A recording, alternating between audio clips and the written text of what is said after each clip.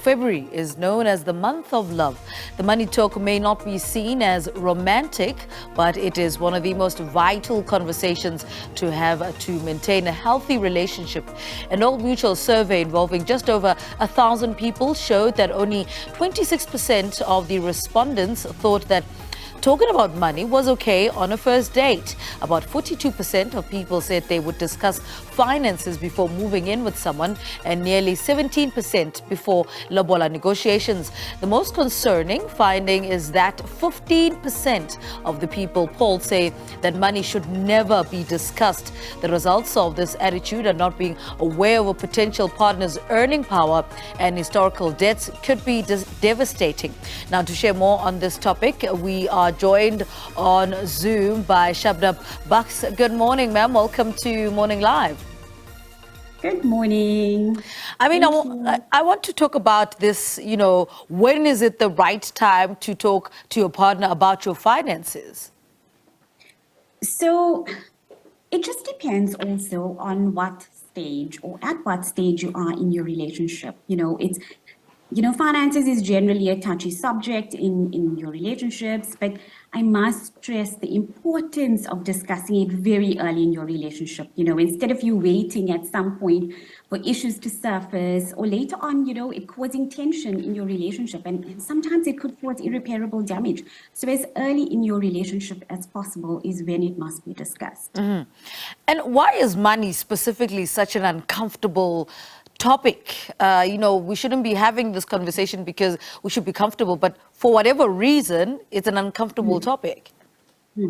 So, many partners seem to think, my money management and my finances is really none of my partner's business. But, when you're looking at some stage to progress to the next stage in your relationship, it's so important, it's pivotal to have those discussions. You must understand, what is my partner's financial habits? What are their personal values in order to be or to understand whether we are compatible or not? You must be concerned about your partner's financial and the historical debt, most importantly, because if you're looking to progress to the next level, chances are you're thinking about marriage, and then you want to ask yourself this question, what type of marriage system do I actually want to choose? What choices are we making?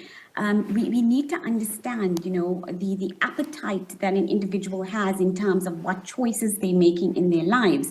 And if we don't understand that and we don't have those conversations as early in our relationships as possible, it tends to become a very difficult topic when we actually do it later on. We must understand what our partner's belief systems are. Sometimes you reach a stage where you realize we're not compatible. And that then becomes an issue. Mm-hmm. And according to the survey, only 26% of the respondents thought that it was okay to talk about money on the first date.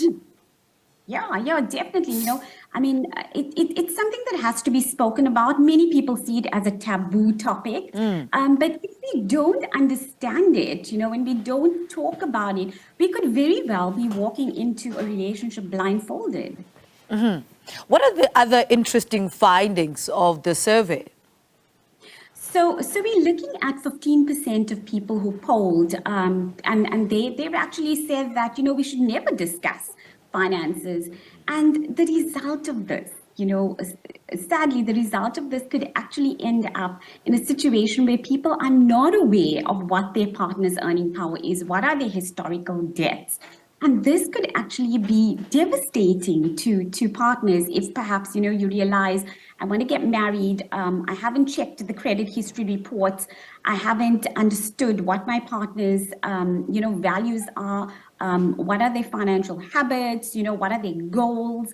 I haven't understood that. And I get to a stage where I'm now perhaps, paying dowry, or I'm now paying lobola. And then I realize that, I don't know if I'm in the right relationship. I don't know if we're compatible or not, because I've actually walked into this blindfolded and I don't really understand. So the idea here is for us to really, really understand where we are, to understand our partner, to understand the choices that they've made, and that sort of thing.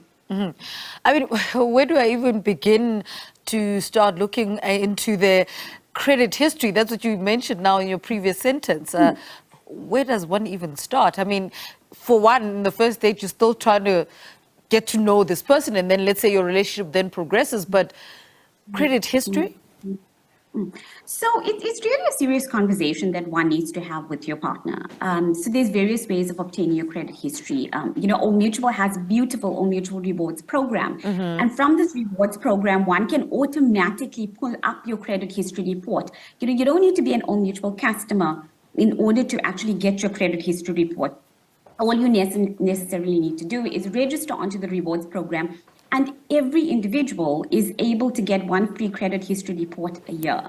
And that's where you can then pull it up, understand it for yourself. Many people don't even understand what their credit history looks like, and it's only ever discussed when perhaps your partner brings it up and says, it's important for us to discuss this. If we're going down the route of perhaps marriage and that sort of thing, or paying dowry, we need to have this discussion. And only then does it trigger, and the importance of it. So yeah, it's very important. Once a year, every year, you can use the platform.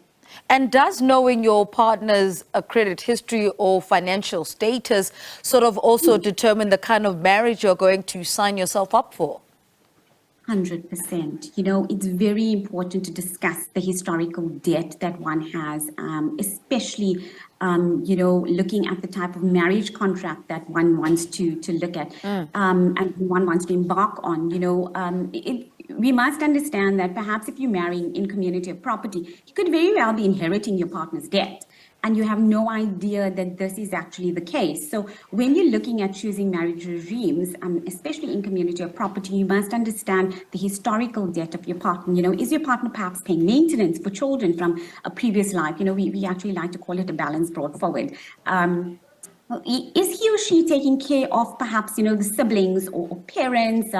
It's very important for us not to enter a marriage blindfolded. And then really, we find that we're dealing with the realities of poverty afterwards and after the marriage system. So we shouldn't actually base the type of car that our partner perhaps is driving on the fact that they could very well be, wealthy. That's not a sign of wealth. They could perhaps be rich in debt, and we have no idea about it. All right. Shabnam, thank you so much for talking to us. Thank you for sharing all that valuable information. She's a financial education specialist, reminding us that money talk in the beginning of a relationship is very important.